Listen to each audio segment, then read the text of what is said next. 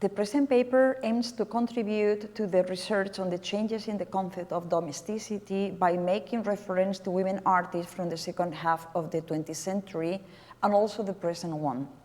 Many of the artists chosen participated in Women's House, the 2018 exhibition celebrated at the National Museum of Women in the Arts in Washington, D.C. The exhibit tried to compensate for the, according to the director of the museum, Susan Fisher, little scholarly attention domestic life had received since Judy Chicago and Miriam Shapiro's famous project, also called Woman's House, 1972, which attracted thousands of visitors and obtained the media attention.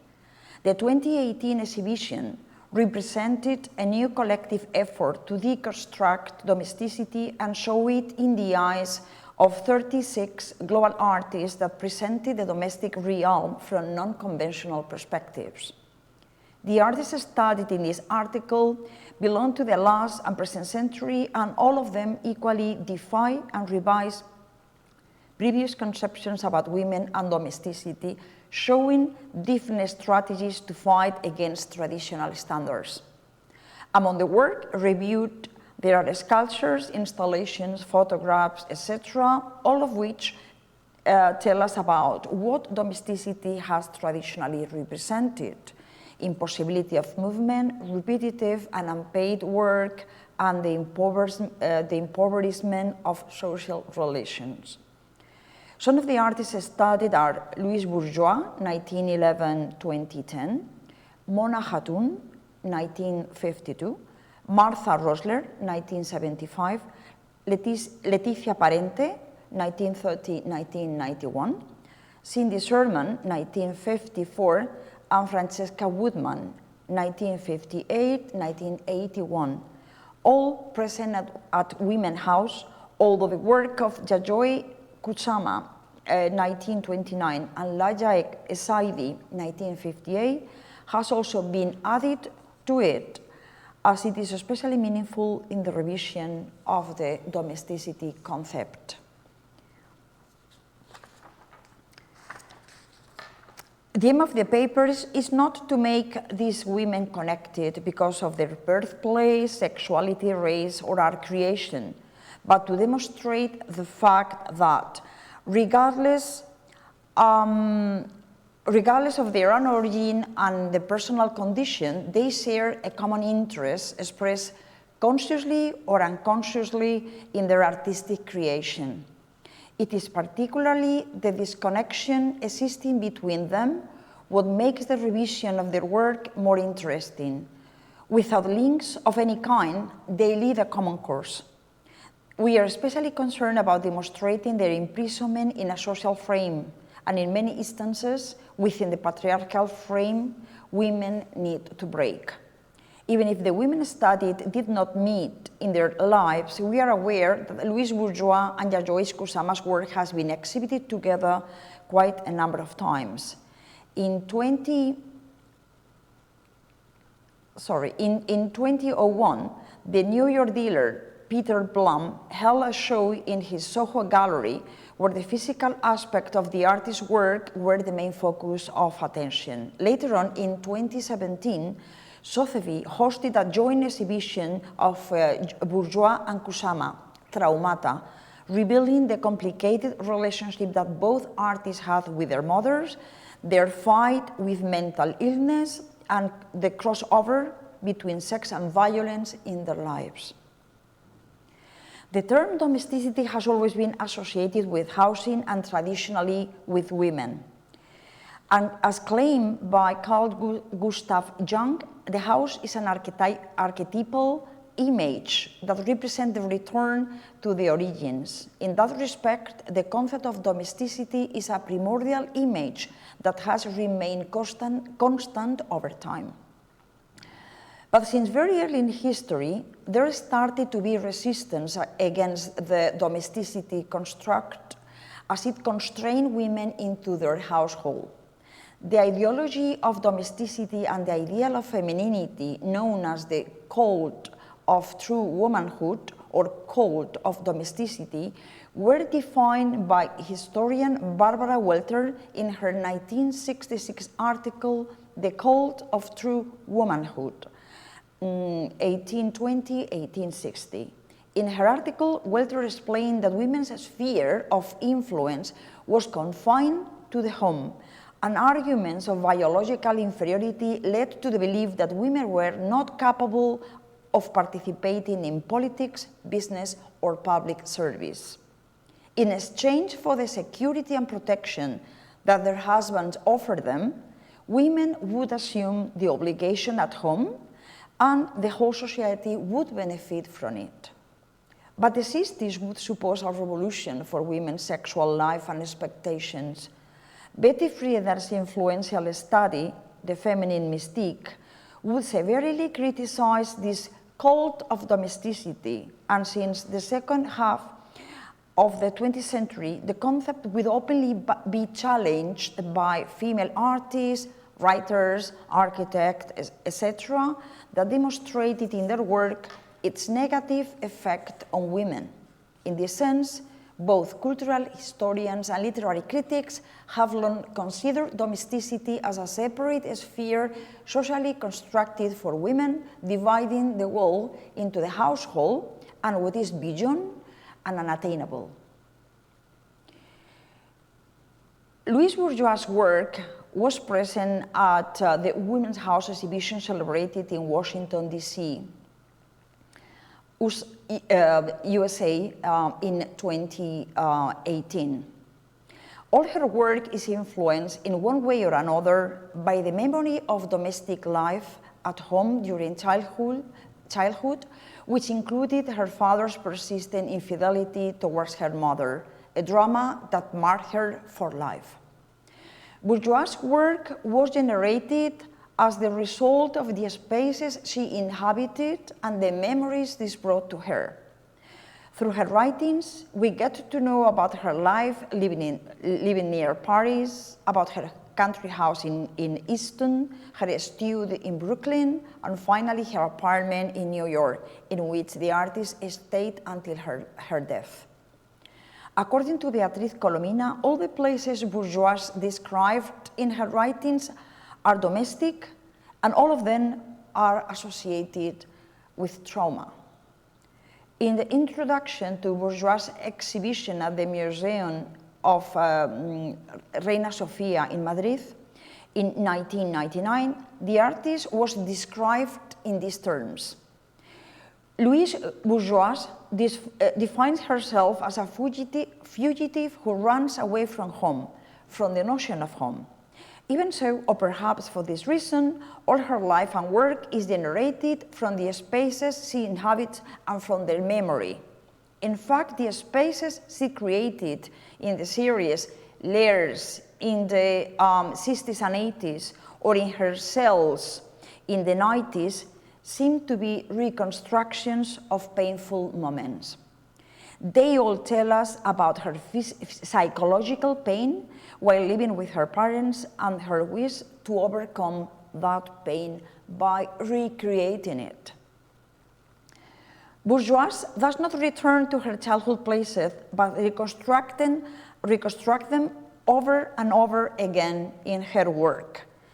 In 1943, she painted a woman inside a bell jar. The woman is bodiless and unable to communicate with the rest of the world. She's imprisoned, but smiling. This enigmatic drawing reminds us of Sylvia Plath's The Bell Jar, 1963, and her description of the domestic trap, at the same time as it recalls Betty Friedan's The Feminine Mystique, a key milestone for the women's liberation movement. Another artist that offers a revision of domestic life in her work is Yayoi Kusama. Born in Matsumoto, Japan in 1929, she's an extraordinarily prolific artist that has worked in many different fields: collage, painting, sculpture, performance, and installations. The artist, who will turn 94 years old next March 22nd, is still active and presently holding exhibitions in London, New York, Oregon, St. Louis, Ohio, Hong Kong, Bergamo, etc., etc. Well known for her use of psychedelia and repetitive patterns, Kusama is considered as a precursor of pop art, minimalism, and feminist art, becoming influential for Andy Warhol, for instance. Family conflict, her mother wanted her to marry and be an obedient housewife, and her own desire to become an artist and achieve fame made her move to New York in 1957. Her obsessive neurosis and psychological instability are the origin of her continuous work. With it, she tries to overcome the hallucinations she had suffered since her childhood. According to Joe Aplin, Kusama's Solitude of the Earth, 1994, makes reference to domesticity and the monotonous work of sewing and knitting. She explains how Kusama's works attack the norms of the domestic interiors by inviting the public at her exhibition to interact with them, either adding polka dots stickers to the domestic spaces or watching them through a peephole. By doing so, she subverts the difference between private and public, and between order and chaos. Her particular psychedelic vision of domesticity transformed these spaces into rooms full of light and color, where everyone can participate. Her cosmic well seems to be a refuge and a way to escape from domestic issues, too boring for Kusama's intense creative mind. Frances Morris states that Kusama's madness and bourgeois memories are the drivers and the principal sources of inspiration for both artists. By rejecting family and home, the artist lives in a mental institution in Japan since 1973. Kusama presents herself as a self-made persona in the world, which is why some feminists have used her as a reference for the changing role of women in the 21st century. Another artist that likes to represent domestic spaces is Lala Essaidi, 1954. Born in a harem in Marrakech, Morocco, her pictures portray the world of her youth by means of the space or the lack of it. Essaidi admits on her website, "My work is haunted by space, actual and metaphorical, remembered and constructed. My photographs grew out of the need I felt to document actual spaces, especially the space of my childhood." In this process, the artist focuses on the spaces inhabited by women and explains how in the traditional Arab culture, the presence of men has defined public spaces. Women have been confined to private spaces, the architecture of the home. In fact, in Essaidi's art, architecture plays a crucial role. In my photographs, she says, I'm constraining the women within space and also confining them to their proper place, a place bounded by walls and controlled by men. In fact, the women see photographs seems to be part of the architectural setting where they are inscribed. In that sense, the architectural framework of many of Essaidi's photographs is similar to bourgeois cells, as they not only represent pieces of memory, but also physical and psychological prisons. Essaidi's work presents different strategies to subvert the order imposed on Arab women. First, she uses calligraphy, which traditionally is only accessible to men, but she makes the Kufic style deliberately unclear to express the fact that it is forbidden for women. In the second place, Essaidi's often uses collective portraits where women appear in groups supporting each other. Even if in her photographs women remain passive, doing nothing, in some cases not even looking at the camera, they are in fact a Saidis family or family friends, and they actively look for change. Another artist whose work was present in the Women's House exhibition at the National Museum of Women in the Art is Mona Hatun. She makes reference to home as a trap and a place for domestic violence, while in her own words, it should be a space for nurturing and caring. The artist emphasizes the feeling of uncertainty and instability in some of her work, like in Light Sentence, where the metallic cells she employs remind us of bourgeois menacing structures. She also describes home as a place where common objects and situations may turn uncanny and even threatening. For instance, terra infirma. This tension between familiar and unfamiliar objects and the feeling of violence you can feel in everyday items was also present in Martha Rosler's Semiotic of the Kitchen, a video Rosler recorded to present unusual kitchen objects from a sometimes menacing perspective. The same feeling of uncanniness can be observed also in bourgeois work, as much as in Cindy Sherman or Francesca Woodman, and in more artists from the Women's House exhibition.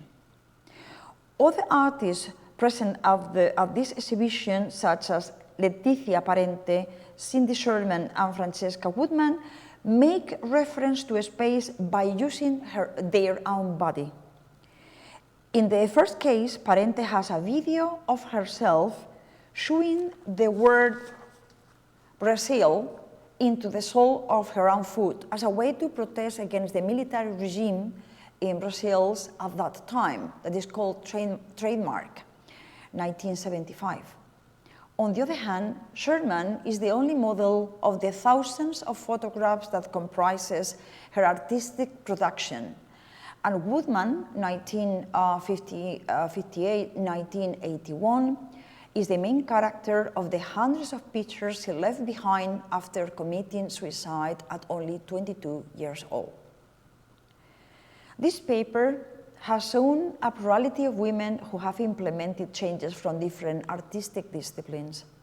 The theoretical approach supporting the need to reshape domesticity standards goes hand in hand with many practical efforts that have come not only from artists, but also from writers, architects, and many other professional women. Since the First World War, many women from different spheres have shown in their work their discomfort at having to live their lives within the confinement the patriarchal society has historically imposed on them. As a reaction to this, and although masculine representations have been predominant for more than 20 centuries, many women have managed to add a female touch by creating all types of spaces, either real or fictional, where natural obstacles and social barriers imposed by the political establishment could be at least partially overcome. There is no doubt that these women's artistic manifestations have helped somehow to make our home no longer a jail, but the space for professional development and personal growth. In that respect, the collective effort of all the women mentioned before deserves full appreciation.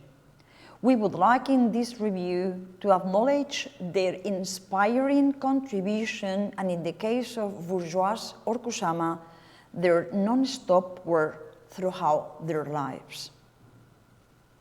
Thank you.